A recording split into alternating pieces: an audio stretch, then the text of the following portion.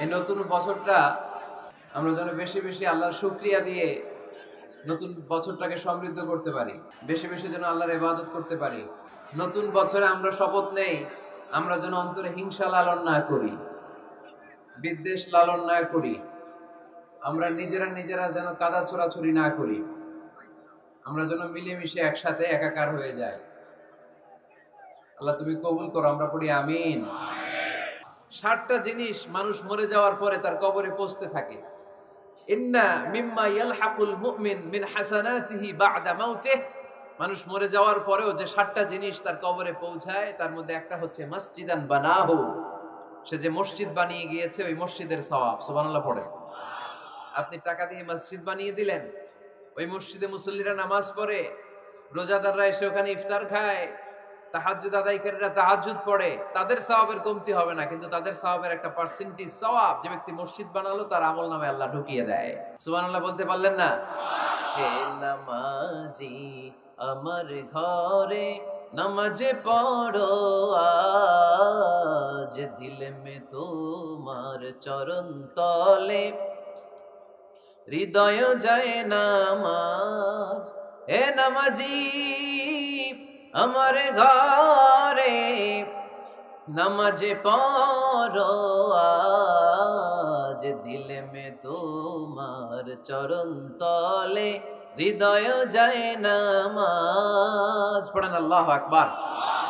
কি সুন্দর লিখেছেন কাজী নজরুল ইসলাম। মসজিদ কেমন যেন মসজিদ তার নিজের ভাষায় আল্লাহর কাছে কেঁদে কেঁদে ফরিয়াদ জানায়, আল্লাহ নামাজিরা আমার ঘরে আসে না, কি সুন্দর টাইলস, কি সুন্দর মুসল্লা, কি সুন্দর এয়ার কন্ডিশন, সব আছে কিন্তু মুসল্লি নাই, ঠিক কিনা? মসজিদগুলো আল্লাহর কাছে ফরিয়াদ জানায়, এজন্য আমরা যেন মসজিদমুখী হই। কি মুখী? কাজী নজরুল ইসলাম খুব সুন্দর করে বলেছেন, মসজিদেরই পাশে আমায় কবর দিও ভাই, ঠিক কিনা? মসজিদেরই পাশে আমায় কবর দিও ভাই, যেন গড়ে হতে মুয়াজ্জিনের আযান শুনতে পাই। আমার গোরের পাশে দিয়ে ভাই নামাজিরা যাবে, পবিত্র সেই পায়ের ধ্বনি এ বান্দা শুনতে পাবে। গোরা যাব হতে গুনাহগার পাইবে রেহাই, মসজিদেরই পাশে আমায় কবর দিও ভাই। কত মানুষ নামাজি ভাই মসজিদাঙ্গিহীনাতে, আল্লাহর নামের জিকির করে লুকিয়ে গভীর রাতে। আমি তাদের সাথে ওই আল্লাহর নাম জপতে চাই, আল্লাহর নাম জপতে চাই। পড়েন সবাই, মসজিদেরই পাশে আমায় কবর দিও ভাই, যেন গড়ে হতেও মুয়াজ্জিনের আযান শুনতে পাই। চিল্লায় পড়তে হবে আমিন। কি দরদ ছিল আমাদের জাতীয় কবি কাজী নজরুল ইসলামের। মসজিদের পাশে আল্লাহ তুমি আমার কবর দিও। আল্লাহ এই দোয়াটা কবুল করে নিয়েছে, ঠিক কিনা? আপনার কবরের পাশে মসজিদ আছে না নাই? আছে। এজন্য মসজিদের সাথে সম্পর্ক জুড়ে দেওয়া এটা ইমানদারের আলামত, আর মসজিদকে ঘৃণা করা এটা মুনাফিকের আলামত। এজন্য আমরা যেন আমাদের হৃদয়টাকে মসজিদের সাথে জুড়ে দেই, মসজিদের সাথে যেন সুসম্পর্ক থাকে। মসজিদ সবার, মসজিদ নিয়ে দলাদলি নাই। দলাদলি আছে অনেক জায়গায়, হানাফি মসজিদ, আহলে হাদিস মসজিদ এরকম আমরা দেখি বা শুনি, এটা ঠিক না। হানাফি মসজিদ বলে কোনো কথা নাই, আহলে হাদিস মসজিদ বলে কোনো কথা নাই। মসজিদ সবার। ছোট্ট খাট্ট বিষয় নিয়ে মসজিদে মারামারি, একজন হাত তোলে আরেকজন তোলে না, কিলাকিলি আছে না নাই? একজন বলে জোরে আমিন, আরেকজন আস্তে আমিন, মারামারি আছে না নাই? এগুলো কি মারামারি করার কোনো বিষয়? কথা বলেন। সালাতে ফরজ আছে, ওয়াজিব আছে, সুন্নাহ আছে।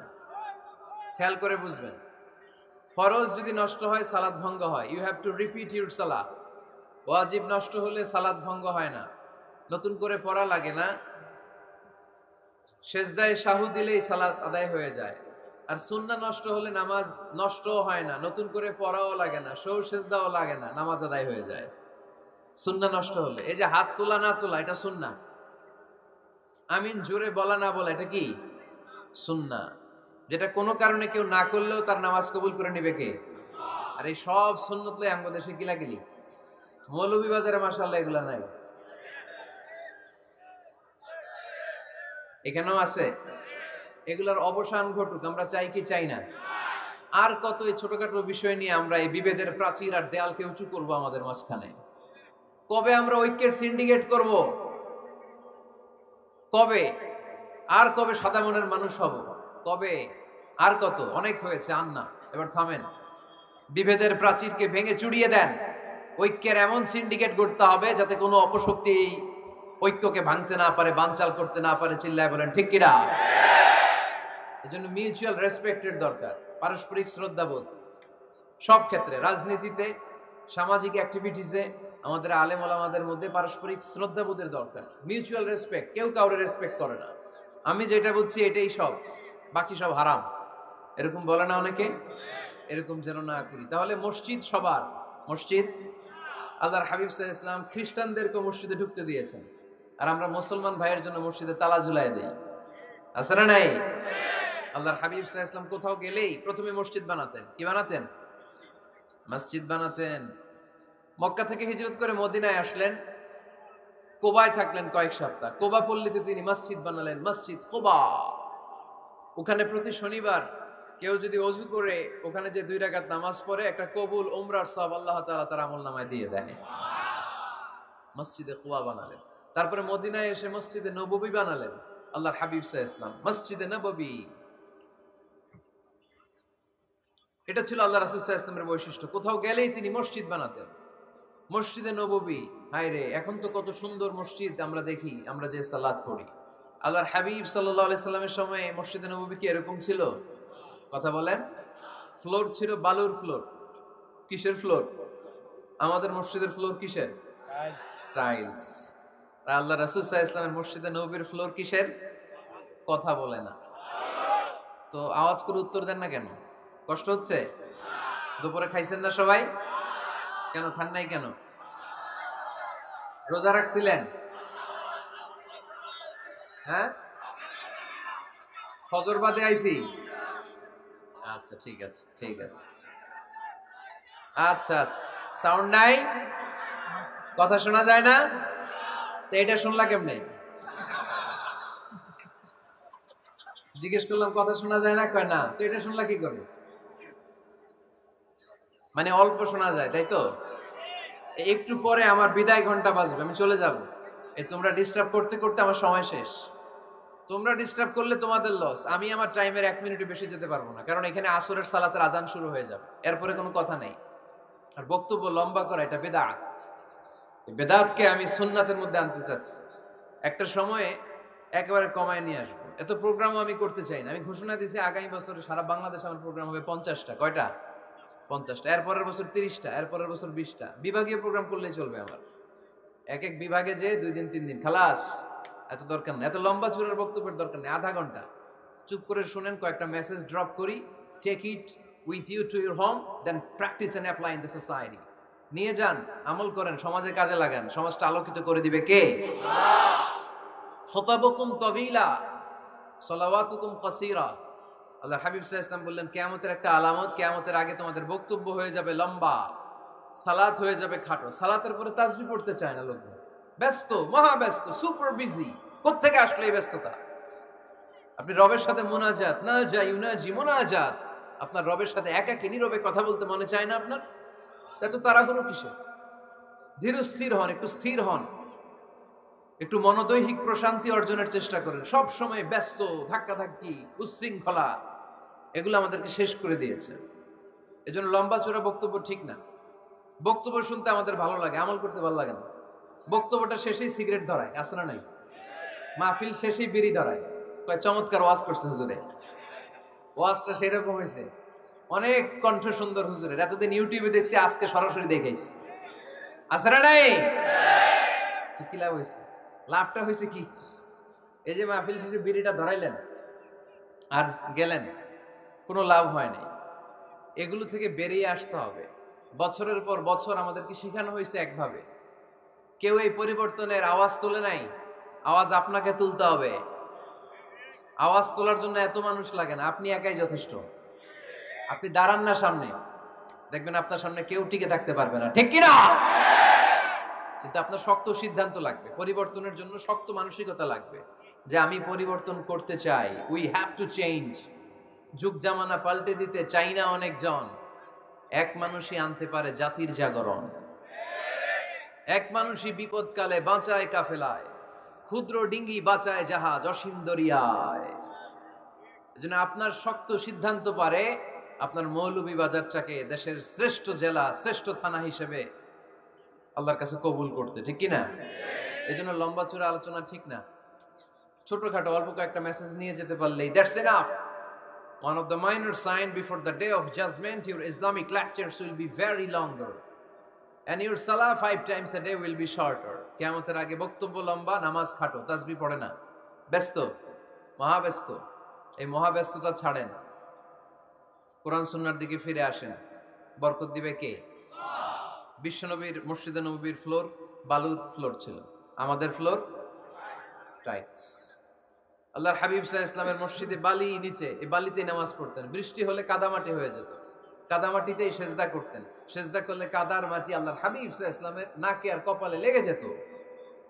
তিনি সালাম ফিরিয়ে সাহাবাদের দিকে মুখ ফিরিয়ে বসলে দেখতেন প্রতিটা সাহাবীর নাকে আর কপালে কাদার মাটি মিশে আছে। তার মানে প্রিয় নবী সাল্লাল্লাহু আলাইহি ওয়াসাল্লামের মসজিদে নববী ছিল কাঁচা, কিন্তু মুসল্লি ছিল পাকা। আমাদের মসজিদগুলা হয়েছে পাকা, কিন্তু মুসল্লি কাঁচা, ঠিক কিনা? ফজরের সালাতে মানুষ নাই। ইমাম সাহেব আছেন কে কে এলাকায়? দেখি ইমাম, মসজিদের ইমাম, মাশাআল্লাহ। আপনাদের এখানে ওই মসজিদে ফজরের নামাজে কয় কাতার হয়? 5 জন 6 জন? কেনে এত কম? কেনে? হ্যাঁ, আসে না, আসতে চায় না লোকজন। তো এই যে 5-6 জন ফজরের সালাতে, কল্পনা করতে পারেন ফজরের সালাতে এত কম লোক। যেদিন ফজরের জামাতের দৃশ্য আর জুমার নামাজের দৃশ্য একরকম হয়ে যাবে, ওই দিনই বাংলাদেশে ইসলাম কায়েম হয়ে যাবে। এখন স্লোগান তোলে বিপ্লব বিপ্লব, ইসলামে বিপ্লব। আর ফজরের সময় আমি কম্বলের ভিতরে, আছে না নাই? কোনো বিপ্লব হবে না। ফজরের নামাজ জামাতে পড়ুন, সকালটারে বরকতময় করে দিবে কে? আল্লাহর হাবিব সাল্লাল্লাহু আলাইহি ওয়াসাল্লামের মসজিদ ছিল সবার জন্য উন্মুক্ত, এখানে সবাই আসতে পারত। এজন্য মসজিদ হবে সবার। আমরা মসজিদের আবাদকারী হতে চাই। এজন্য রাব্বুল আলামিন বলেন, ইন্নামা ইয়া'মুরু মাসাজিদাল্লাহি মান আমানা বিল্লাহি ওয়াল ইয়াউমিল আখির ওয়া আকামাস সালাতা ওয়া আতাজ যাকাতা ওয়া লাম ইয়াখশা ইল্লাল্লাহ ফাআসা উলাইকা আন ইয়াকুনু মিনাল মুহতাদিন। সুবহানাল্লাহ পড়েন। রব্বুল আলামিন বললেন মসজিদের আবাদকারী হবে তারা যারা আল্লাহর প্রতি ঈমান আনে, আখিরাতের প্রতি ঈমান আনে, যারা সালাত কায়েম করে, যারা যাকাত আদায় করে, যারা দুনিয়ার কাউকে ভয় পায় না, ভয় পায় একজনকে। চিল্লায় বলেন তিনি কে?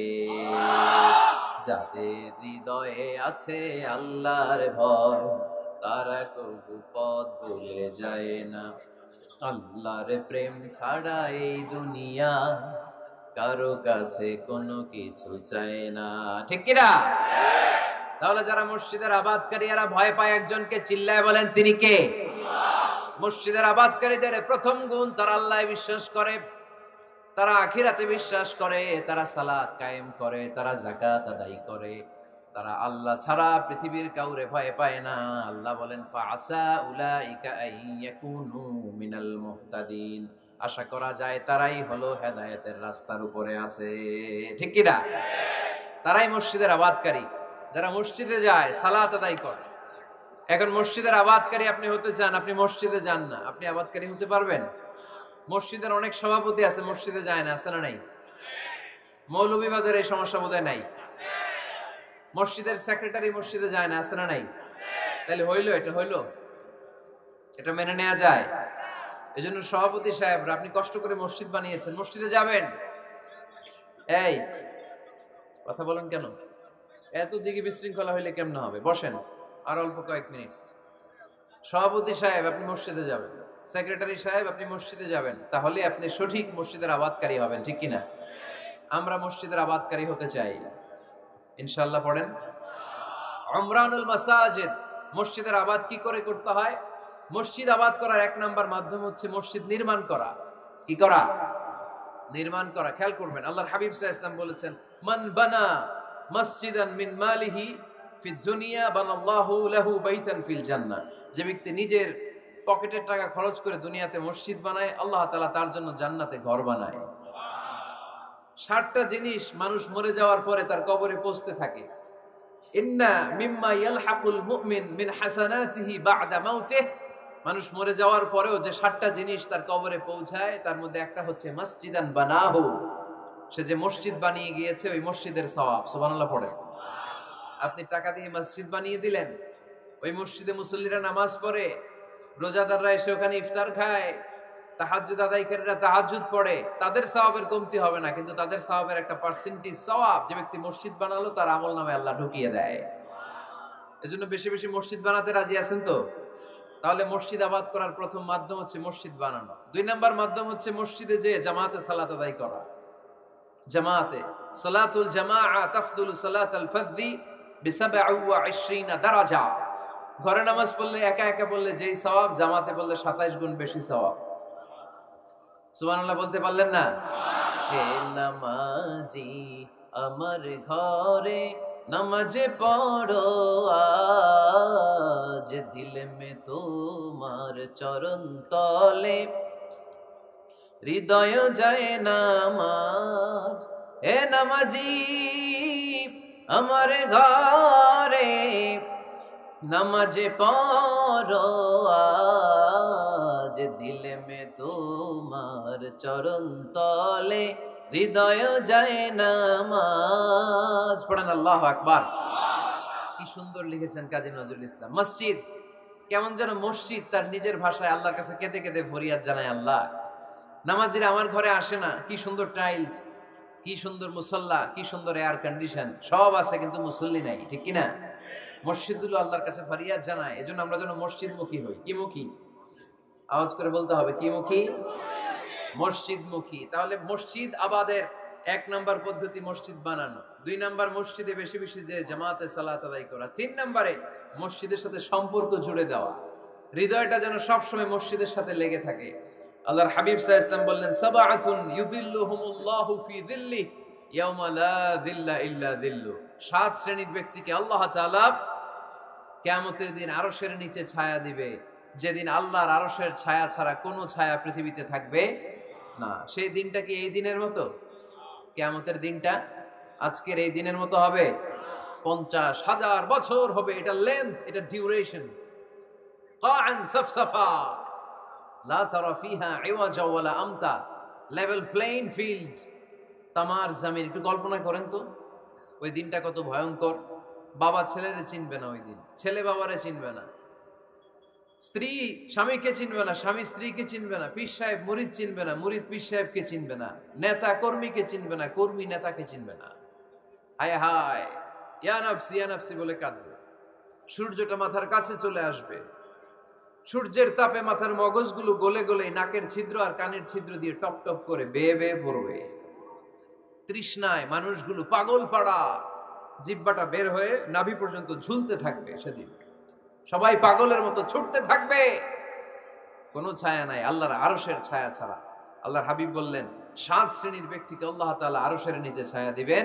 এর মধ্যে 1 শ্রেণীর ব্যক্তি, রাজুলুন কলবুহু মুআল্লাকুন বিল মাসাজিদ, ওই ব্যক্তি যার হৃদয়টা সবসময় আল্লাহর মসজিদের সাথে লেগে থাকে। মসজিদের সাথে যার হৃদয় লেগে থাকে তাকে আরশের নিচে ছায়া দিবে কে? এজন্য মসজিদের সাথে যেন আমাদের হৃদয়গুলো লেগে থাকে। অনেকেই দেখবেন এত ভালো নামাজে, জোহর পরে টেনশন করে আসরটা কই পড়বো, আসর পরে চিন্তা করে মাগরিবের সময় আমি কোথায় থাকবো, মাগরিবের সময় টেনশন, ইস এশাটা হয়ে গেলেই তো শেষ। এরকম লোক আছে না নাই? এদেরকে সেই কঠিন ভয়াবহ দিনে আরশের নিচে ছায়া দিবে কে?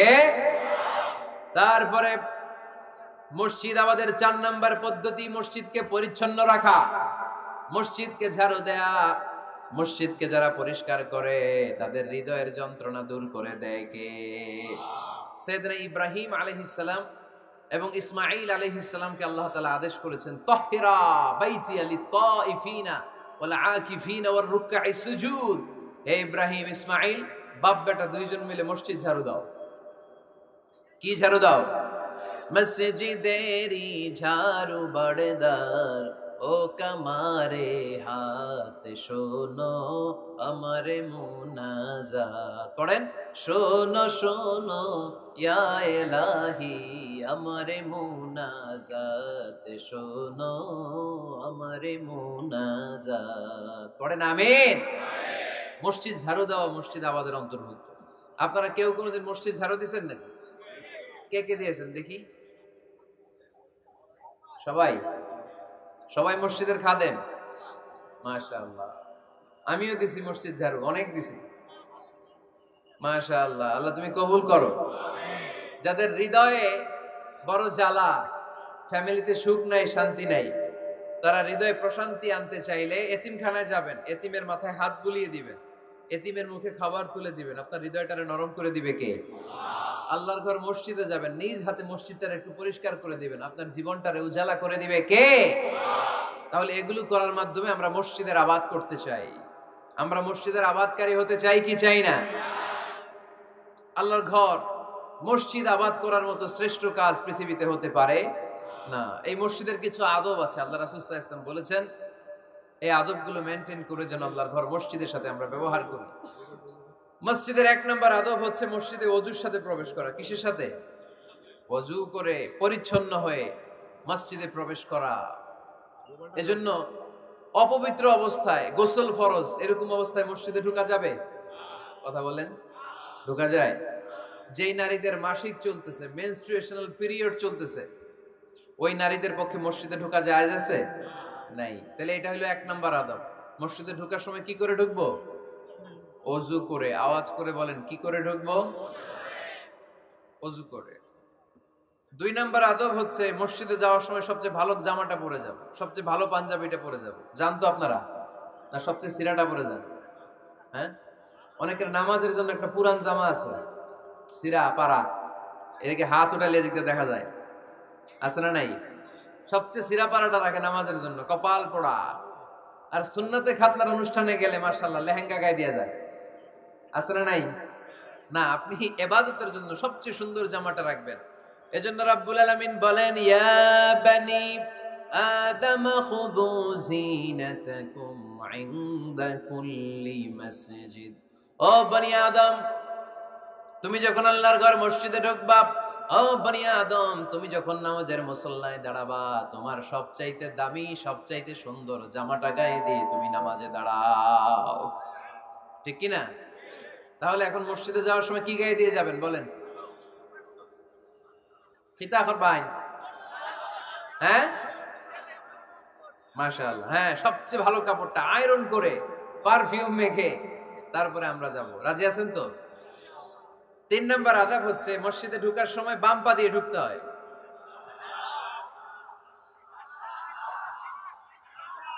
কোন পা? আরো জোরে। এদেরকে গুতা মারা লাগে, নাহলে আওয়াজ বাড়ে না। এরকম ভলিউম টাইট করতে হয়, ভলিউম হাই করলে এরপরে বাড়ে। এমনি বলতে চায় না। ঘটনা কি? হ্যাঁ, খায় নাই?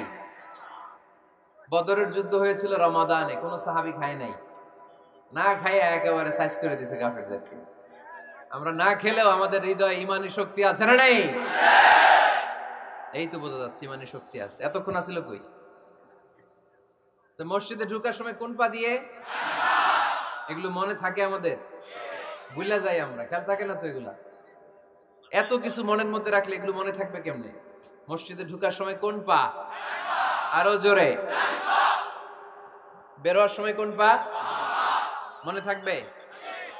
মসজিদে যখন ঢুকবেন ডান পা দিয়ে ঢুকবেন, আর দোয়া পড়বেন, আউযু বিল্লাহিল আযীম ওয়া বিওয়াজহিল কারীম ওয়া সুলতানিহিল কদীম মিনাশ শাইতানির রাজীম।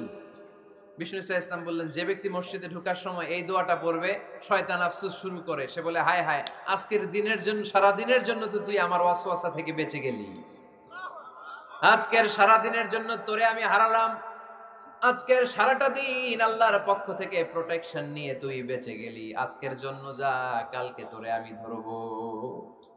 এজন্য এই দোয়াটা পড়ার দরকার আছে না? আউযু বিল্লাহিল আযীম ওয়া বিওয়াজহিল কারীম ওয়া সুলতানিহিল কাদীম মিনাশ শাইতানির রাজীম। চারটা বাক্যের দোয়া।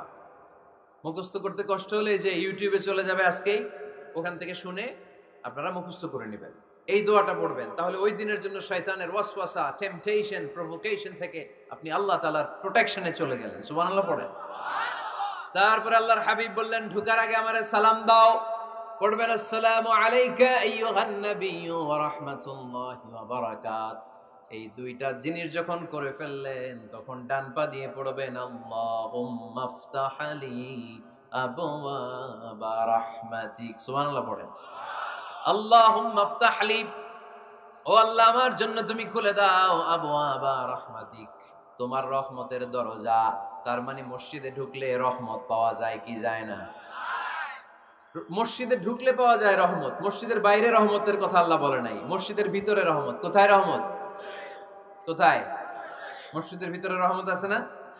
তার প্রমাণ, মসজিদে ঢুকলেই শান্তি লাগে কেমন জানি, আর ঘুমে ধরে। মসজিদে ঘুমাইছেন কারা কারা দেখি? সবাই ঘুমাইছেন? আরে আমি কত ঘুমাইছি।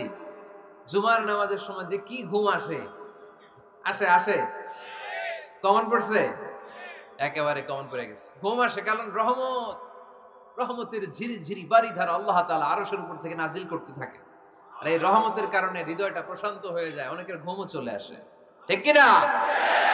এজন্য আল্লাহুম্মা আফতাহ লি আবওয়াবা রাহমাতিক, ও আল্লাহ তোমার রহমতের দরজাগুলো আমার জন্য খুলে দাও। এই দোয়া পড়লে রহমতের দরজা খুলে দেয় কে? আবার মসজিদ থেকে যখন বের হবেন, তখন কোন পা দিয়ে? জোরে বলেন। বাম পা দিয়ে কি পড়বেন? আল্লাহুম্মা ইন্নী আসআলুকা মিন ফাদলিক, ও আল্লাহ তোমার কাছে আমি তোমার পক্ষ থেকে ফদল চাই, মানে রিজিক চাই, রিজিক দেওয়ার মালিক কে? তার মানে খুব সোজা সাপটা কথা হচ্ছে, মসজিদের ভিতরে পাওয়া যায় রহমত, আর বাইরে পাওয়া যায় ফদল বা রিজিক। বাইরে পাওয়া যায় কি?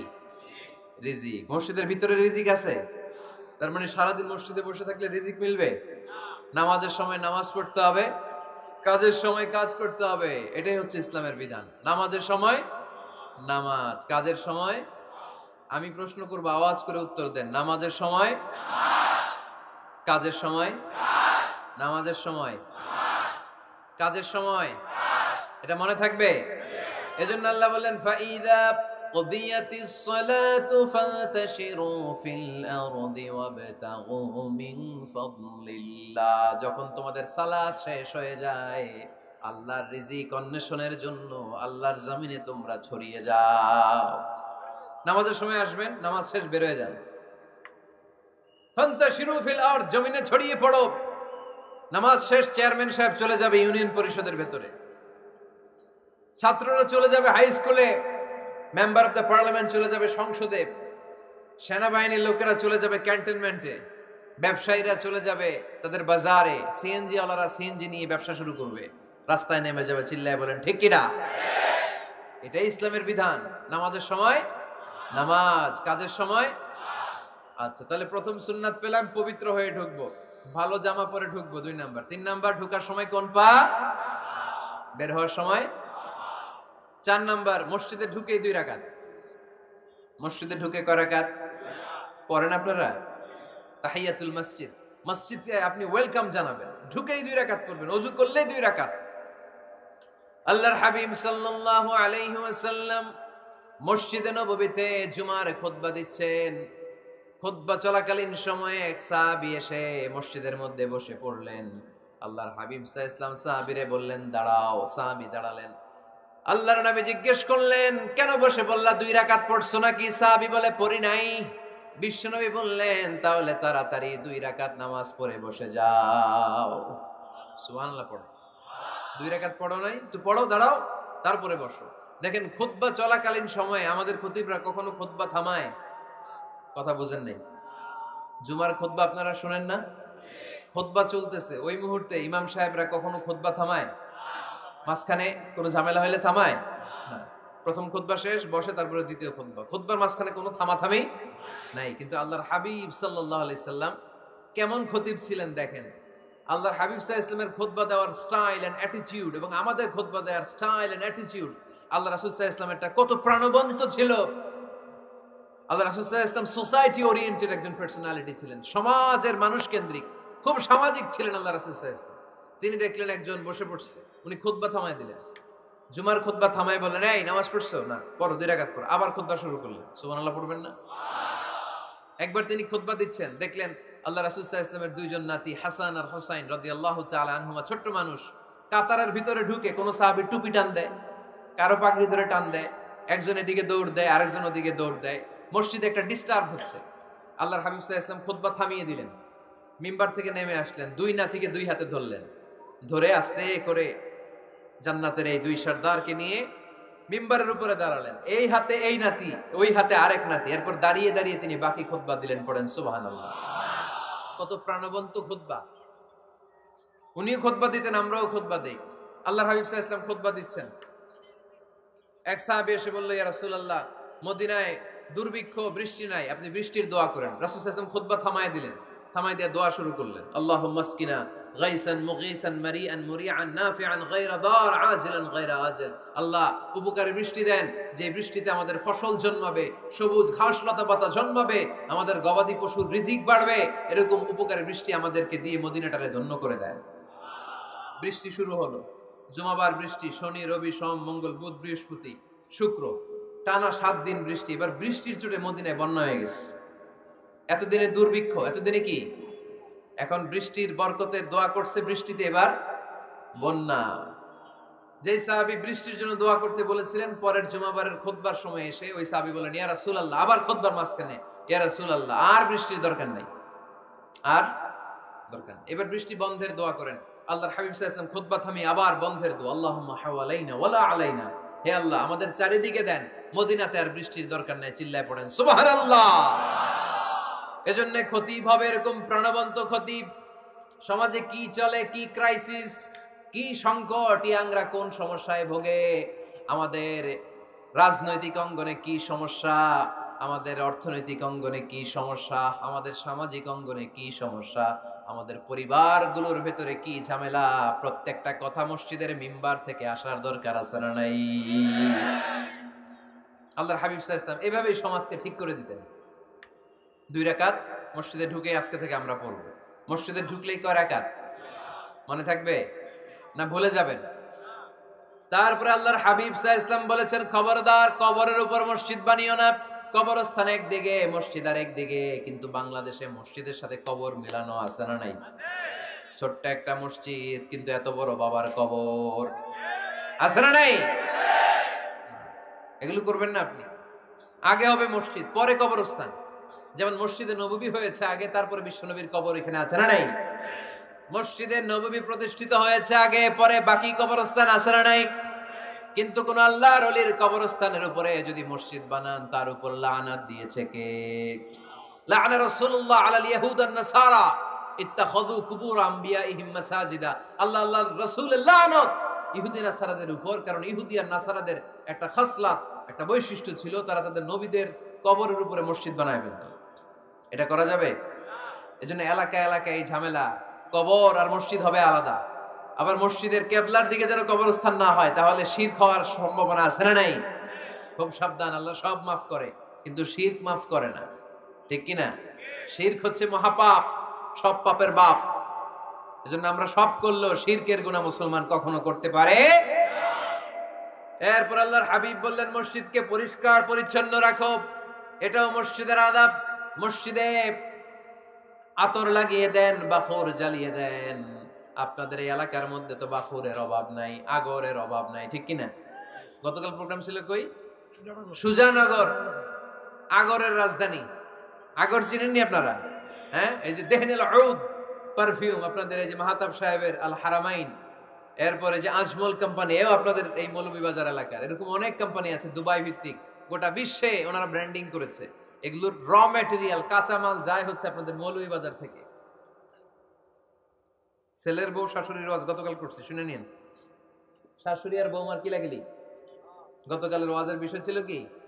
শাশুড়ি বৌমার কিলাকিলি কি করে থামাবেন, শুনে নিন। আচ্ছা, ঠিক আছে, মুফতি সাহেবদের কাছ থেকে জেনে নেবেন এই প্রশ্ন। আমি উত্তর দিলে আবার কিলাকিলি লেগে যাবে বাংলাদেশ। কিলাকিলির দরকার নেই।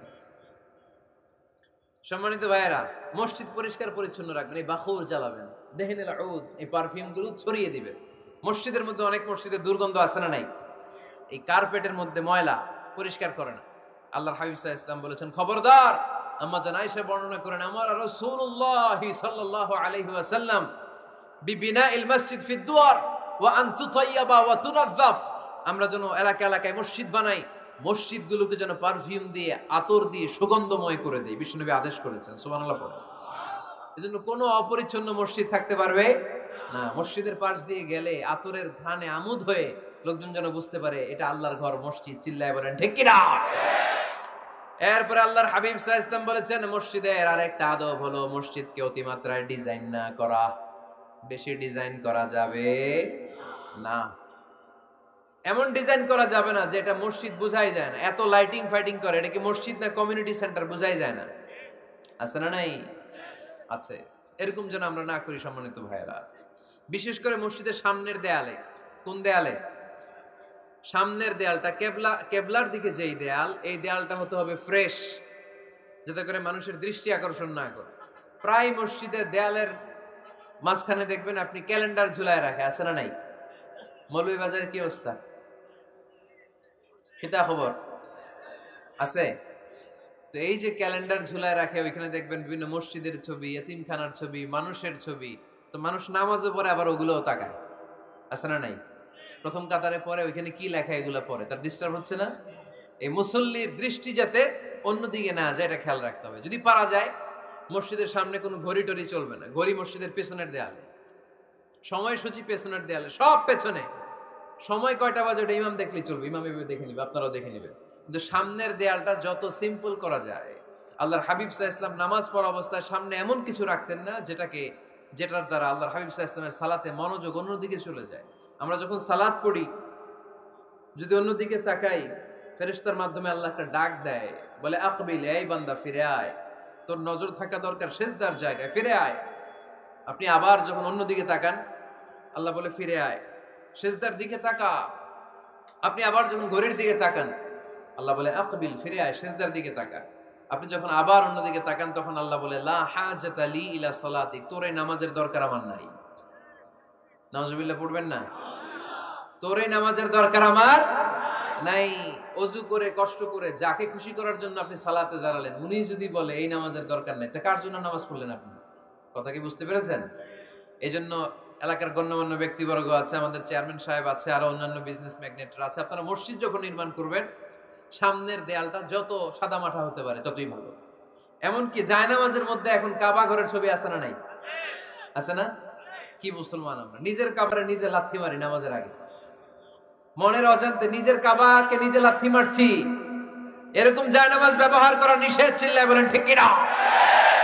সাদা ফ্রেশ জায়নামাজ বাজারজাত করেন, আপনাদের সিদ্ধান্তই ওনাদের ব্যবসা বয়কট হয়ে যাবে। আপনারা যদি এখন থেকে মসজিদের মিনারা আর কাবা ঘরের যে প্রতিকৃতি বা ছবি, এরকম ছবি সম্বলিত জায়নামাজ কিনা বন্ধ করে দেন, এদের মার্কেট থাকবে? কথা বলেন। কালকে থেকে আমরা জায়নামাজ কেনার সময় ফ্রেশ জায়নামাজ কিনবো। কোন মসজিদ, কোন মিনার, আমাদের কাবা ঘরের ছবি সম্বলিত কোন জায়নামাজ কিনা যাবে? আওয়াজ করে বলেন, যাবে? যাবে না। এগুলো হচ্ছে মসজিদের আদাব। এগুলো রক্ষা করে মসজিদে ঢোকার দরকার আছে না নাই? পৃথিবীতে 3টা মসজিদ সবচাইতে শ্রেষ্ঠ মসজিদ। কয়টা? আওয়াজ করে বলেন না। 1 নাম্বার মসজিদুল হারাম, ফাওয়াল্লু উজুহাকুম শাতরা, যেখানেই তোমরা নামাজ পড়ো না কেন মসজিদের হারামের দিকে হয়ে নামাজ পড়ো। কিবলা কোন দিকে আজকে? এদিকে, এইদিকে কিবলা। আমি যদি এদিকে হয়ে পড়ি, নামাজ হবে না? হবে না কেন?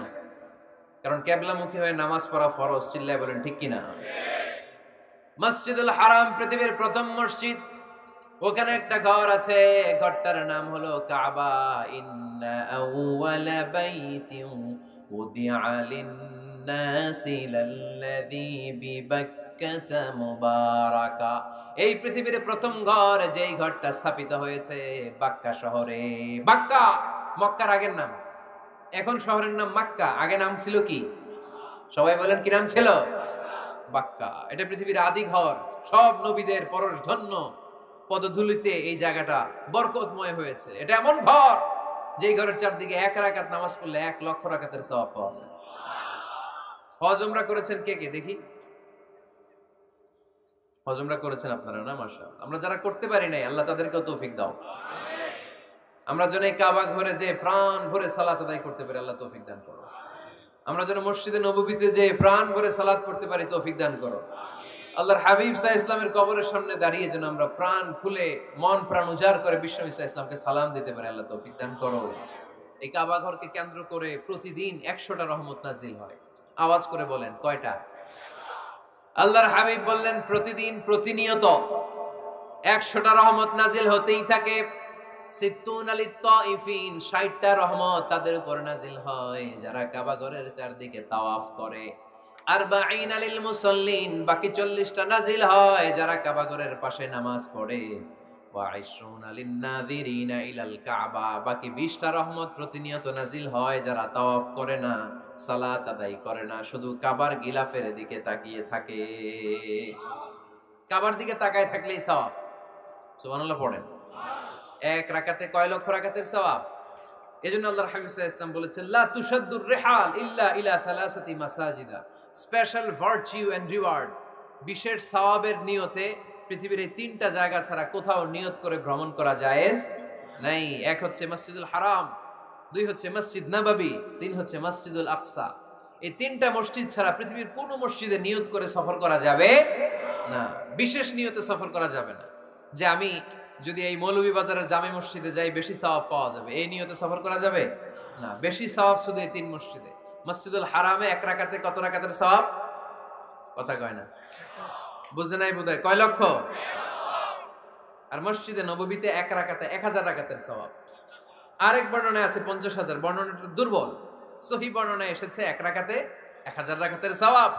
মসজিদুল আকসায় সালাত পড়লে 1 রাকাতে, এক বর্ণনায় এসেছে 250 রাকাতের সওয়াব, আরেক বর্ণনায় এসেছে 500 রাকাতের সওয়াব। এই 3টা মসজিদ ছাড়া নামাজ পড়লে বেশি সওয়াব হবে, এই নিয়তে সফর করা যাবে? চিল্লায় বলেন যাবে? তবে মসজিদটা দর্শন করার জন্য যেতে পারবে। মসজিদটা দেখতে কেমন, এটার ক্যালিওগ্রাফিক্যাল ডিজাইন কেমন, এটার আর্কিটেকচারাল ডিজাইন কেমন, এটার দৃষ্টিনন্দন সৌন্দর্য কেমন, মসজিদটা দেখতে কেমন, দেখতে যেতে পারবেন। কিন্তু বিশেষ সওয়াব রিওয়ার্ড এই 3টা মসজিদ ছাড়া অন্য কোনো মসজিদের জন্য হবে না। এই মসজিদ হচ্ছে আমাদের সামাজিক ঐক্যের কেন্দ্রবিন্দু, এটা হচ্ছে আমাদের কমিউনিটি সেন্টার। আমরা শুধু নামাজের জন্য মসজিদকে ইউজ করি, এছাড়া আরো অনেক ইউসেজ আছে মসজিদের। খেয়াল রাখবেন, আমাদের মুসলমানদের মসজিদ হিন্দুদের মন্দিরের মতো নয়। কোথায় আজান হইছে? শেষ করে দিব না? সুবহানাকাল্লাহুম্মা ওয়া বিহামদিকা আশহাদু আল্লা ইলাহা ইল্লা আনতা আস্তাগফিরুকা ওয়া আতুবু ইলাইক। আল্লাহ আমাদের সবাইকে কথাগুলো বুঝার আমল করার তৌফিক দান করুন।